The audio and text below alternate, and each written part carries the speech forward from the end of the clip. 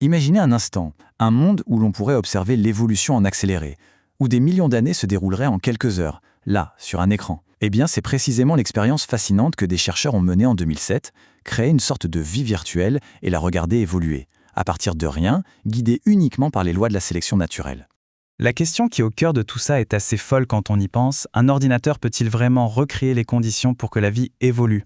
Est-ce que de la complexité peut vraiment apparaître à partir de simples lignes de code ? C'est ce qu'on va découvrir ensemble. Alors pour faire ça, les chercheurs ont utilisé un outil qu'on appelle un algorithme génétique.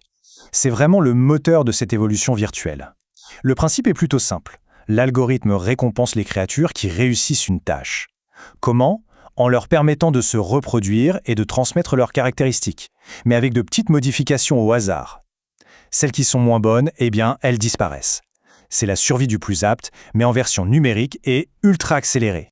Allez, on entre dans le vif du sujet. Le tout premier objectif semblait très simple, faire évoluer une créature capable de marcher et d'aller le plus loin possible. Et voilà à quoi ressemblaient les premières créatures. Bon, c'est assez rudimentaire, on est d'accord, juste des assemblages de blocs jaunes. Le défi pour l'algorithme était double. D'abord, trouver la meilleure forme possible, le meilleur corps, en assemblant ces blocs, et ensuite apprendre à coordonner les mouvements de ce corps pour avancer. La règle du jeu était d'une simplicité presque enfantine. La seule chose qui comptait, c'était la distance parcourue. Plus une créature allait loin, plus elle avait de chances de transmettre ses gènes virtuels. Simple, non ? En apparence, oui. Mais c'est là que ça se complique. C'est ici que les choses deviennent vraiment passionnantes. L'évolution, voyez-vous, ne pense pas comme un ingénieur. Elle ne suit pas un plan. Elle cherche toujours le chemin le plus court, la solution la plus simple pour avoir le meilleur score. Du coup, la grande question, est-ce que cet objectif simple a bien permis de créer des marcheurs efficaces ? La réponse est, pour le moins inattendue.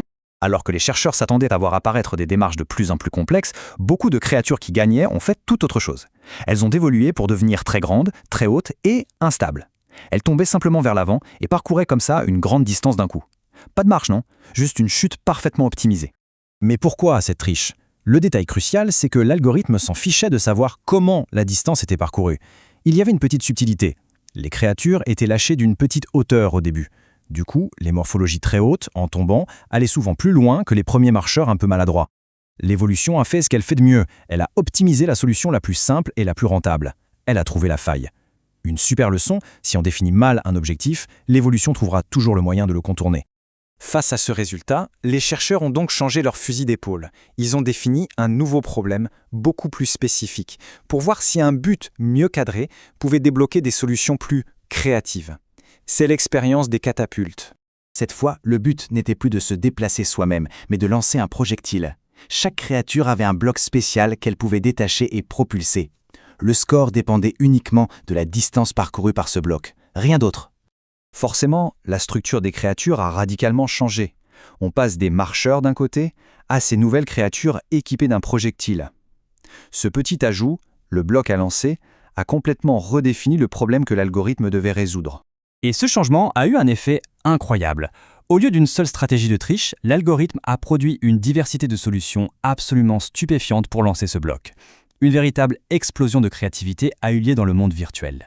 Première solution, super ingénieuse, le dropkicker. Cette créature, elle laisse tomber son projectile. Et au moment précis où il touche le sol, bam, elle lui donne un grand coup de pied. C'est une synchronisation parfaite avec la physique de l'environnement, alors qu'elle n'a aucun capteur pour voir. Autre stratégie, complètement différente, l'acrobate. Celle-ci fait une culbute complète en arrière et elle utilise les dents de tout son corps pour catapulter le projectile au moment optimal. Une solution à la fois super élégante et très puissante que personne n'aurait pu prévoir. Et que dire du spinner ? Son approche est qu'encore une autre. Il imprime une rotation très rapide au projectile juste avant de le lancer. Le résultat, quand le bloc atterrit, il se met à rouler comme une roue et parcourt une distance bien plus grande. L'algorithme a exploité un nouveau principe physique de lui-même. Toutes ces stratégies sont déjà impressionnantes, c'est vrai. Mais la découverte la plus folle, le truc vraiment hallucinant, c'est ce qui est arrivé quand les chercheurs ont autorisé l'algorithme à modifier non seulement le corps de la créature, mais aussi la forme du projectile. Et là, c'est la conclusion tirée directement de l'article de recherche.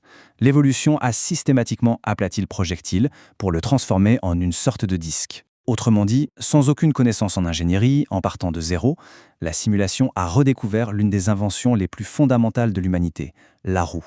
C'est juste incroyable. Alors qu'est-ce qu'on doit retenir de tout ça?